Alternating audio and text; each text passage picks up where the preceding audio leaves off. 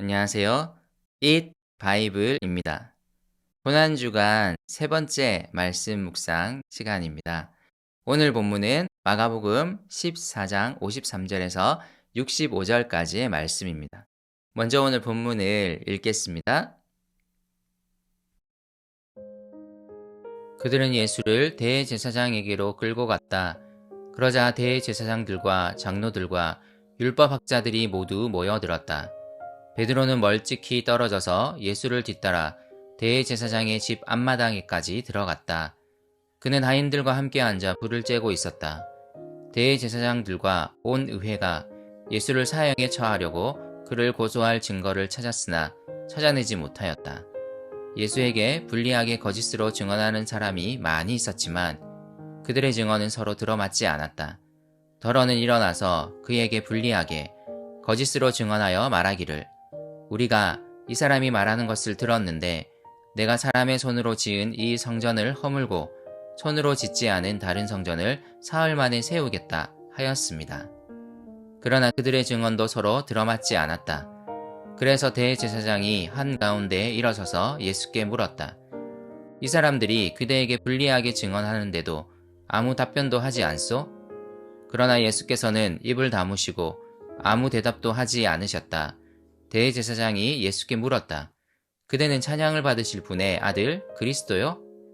예수께서 말씀하셨다. 내가 바로 그이요. 당신들은 인자가 전능하신 분의 오른쪽에 앉아 있는 것과 하늘의 구름을 타고 오는 것을 보게 될 것이요. 대제사장은 자기 옷을 찢고 말하였다. 이제 우리에게 무슨 증인들이 더 필요하겠소? 여러분은 이제 하나님을 모독하는 말을 들었소. 여러분의 생각은 어떠하오? 그러자 그들은 모두 예수는 사형을 받아야 마땅하다고 정죄하였다. 그들 가운데서 더러는 달려들어 예수께 침을 뱉고 얼굴을 가리고 주먹으로 치고 하면서 알아맞추어 보아라 하고 놀려대기 시작하였다. 그리고 하인들은 예수를 손바닥으로 쳤다. 오늘 예수님을 재판하기 위한 산헤드린 공회가 밤에 열립니다. 예수님을 제거할 구실을 찾기 위해 대제사장, 율법학자들을 비롯한 산헤드린 공회 회원들이 신속하게 모여들고 있습니다. 사실 오늘 마가복음 본문은 예수님을 고발하는 자들의 불법성을 묘사하는 데 그 초점이 있습니다. 유대인들에게 있어서 자치기구였던 산헤드린 공회는 새벽 동이 튼 후에야 열릴 수 있었습니다. 그리고 대제사장의 집과 같은 사적인 장소에서는 열릴 수 없었습니다. 하루 만에 죄인을 신문하고 판결을 내리는 일은 규칙에 크게 어긋나는 행동이었습니다. 그런데 오늘 이 모든 불법적인 일들이 예수님에게 일어납니다. 유대 지도자들은 예수님을 잡아 제거하는데 혈안이 되어 부당하게 행동하고 있습니다. 예수님은 그들이 바라던 메시아가 아니었기에 그리고 예수님의 메시지가 그들이 만들어 놓은 질서에 위해를 가한다고 여겼기 때문에 이들은 매우 신속하게 행동합니다. 상황이 급박하게 돌아가는 가운데 베드로가 잠깐 등장합니다. 그는 잡혀가는 예수님을 몰래 따라왔던 것 같습니다. 하지만 멀찍이 떨어져서 아무런 행동도 하지 못한 채 그저 대제사장들의 하인들과 함께 불을 쬐고 있습니다. 그리고 조금 있다가 예수님을 모른다고 자신은 그의 제자가 아니라고 3번 부인하게 될 것입니다. 예수님은 그의 제자들에게도 철저하게 버림을 받으셨습니다.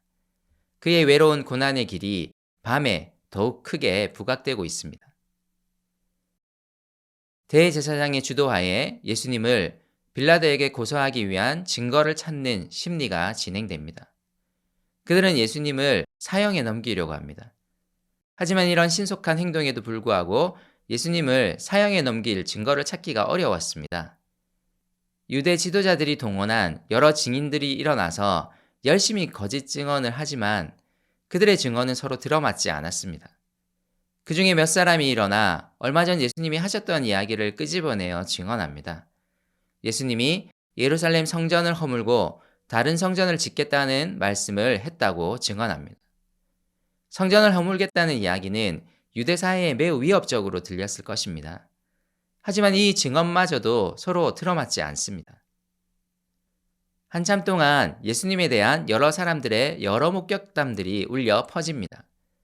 어두운 밤에 매우 적대적인 목소리들이 여기저기서 터져 나옵니다. 하지만 서로의 이야기들이 어긋나고 잘 들어맞지 않습니다. 이 장면을 상상해 보십시오.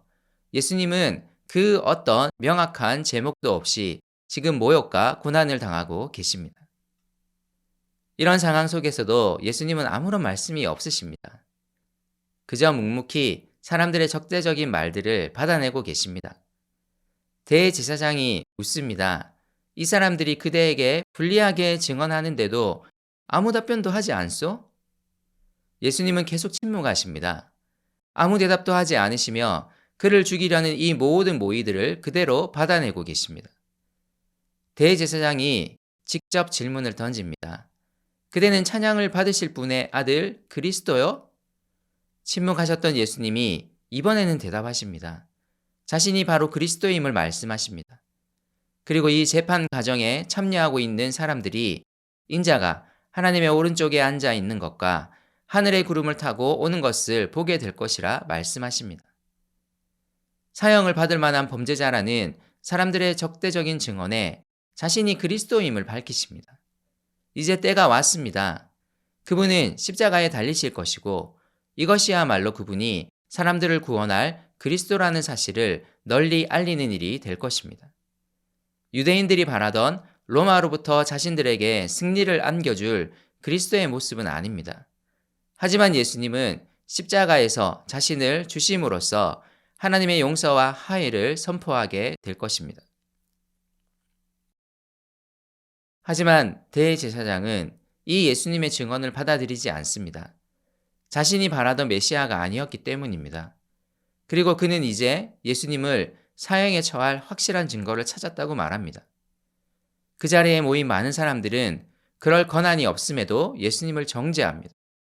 그리고 예수님께 달려들어 침을 뱉고 얼굴을 가격하고 예수님을 놀려대기 시작합니다.